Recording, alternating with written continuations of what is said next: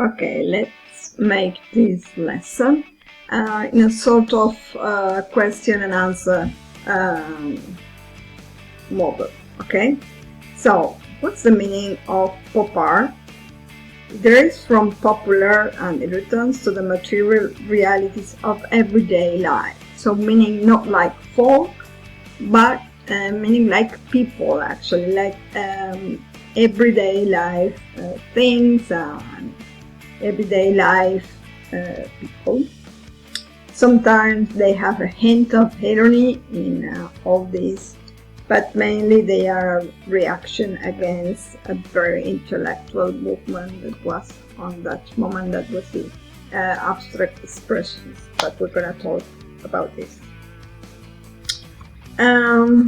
So pop art is a reaction against abstract expressionism that was considered by the pop artists as something pretentious and over intense, too intellectual for people. Expressions and gestures of the abstract expressionists replace these with cool, detached, mechanical illustrations and straightforward depictions of common objects. So, if the abstract expressionist is all about gesture, all about the making of art, the pop art are identical images that belong to mass media culture and that portray common objects, so mass-produced images. But out of context, they lose their own meaning, winning another one.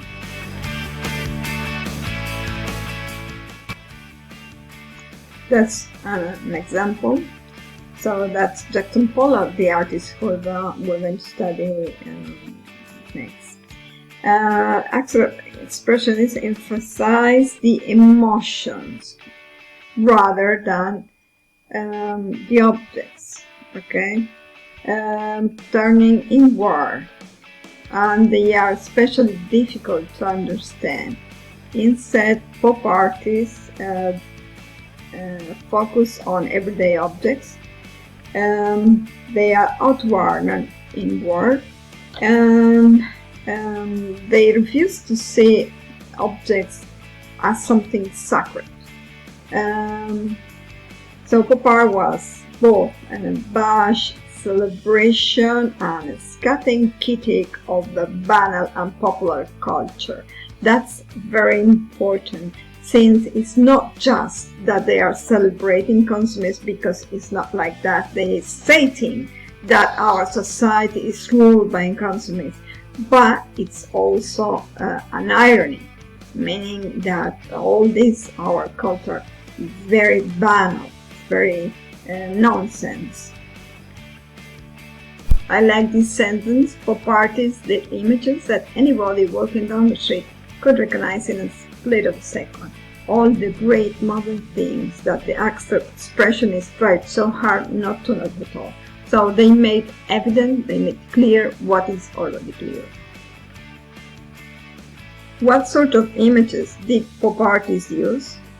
Pop artists use common images from everyday culture and as their sources, including advertisement and consumer goods, celebrities and photographs, and comic strips. So meaning that consumer goods, like we said, tomato juice or Coke, or even celebrities like Elizabeth Taylor or Marilyn Monroe, or also Che Guevara or Mao Zedong, and comic strips.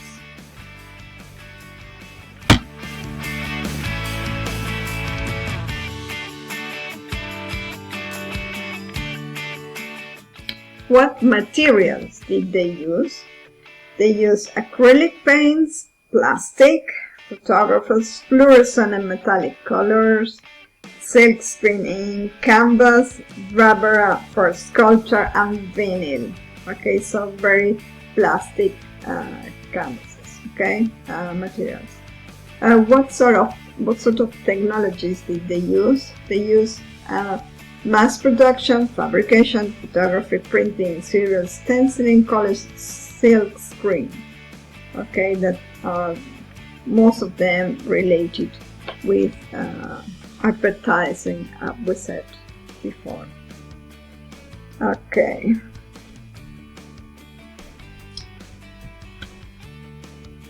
As I mentioned in our lesson, or life lesson, pop art, although it became famous in the States, actually was born in Britain in the mid-50s. And then it moved by the late 50s to the States. Okay, although now it's considered more an American movement. Who is Andy Warhol?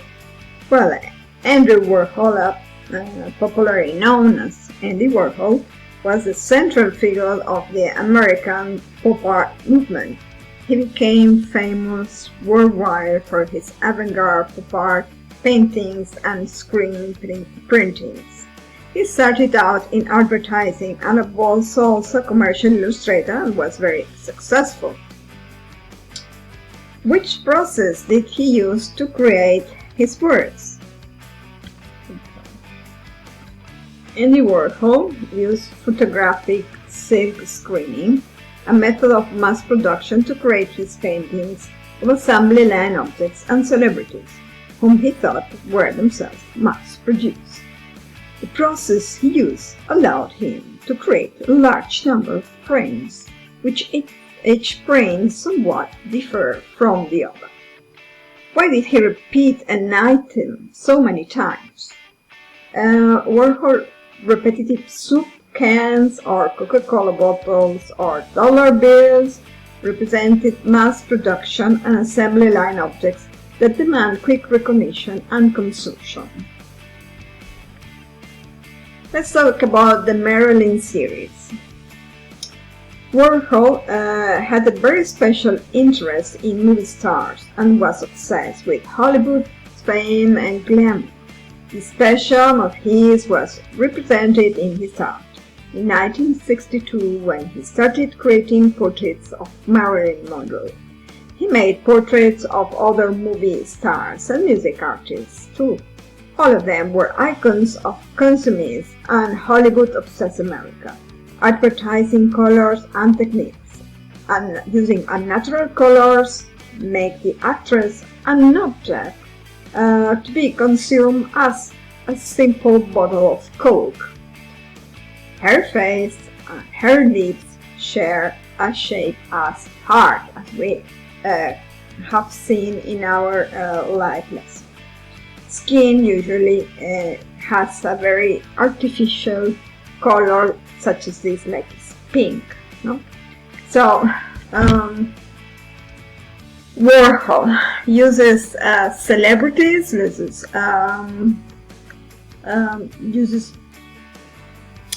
actors or politicians or journalists or whoever, as in the same way as he uses a bottle of Coke or a can of soup.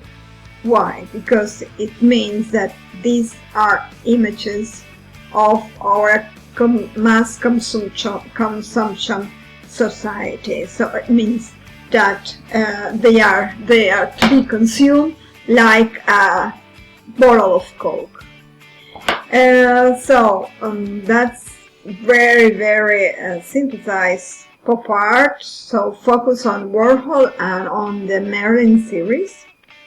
And then next time we're going to study Jackson Pollock, which is the sort of the opposite vision of art and the opposite vision of society. Okay.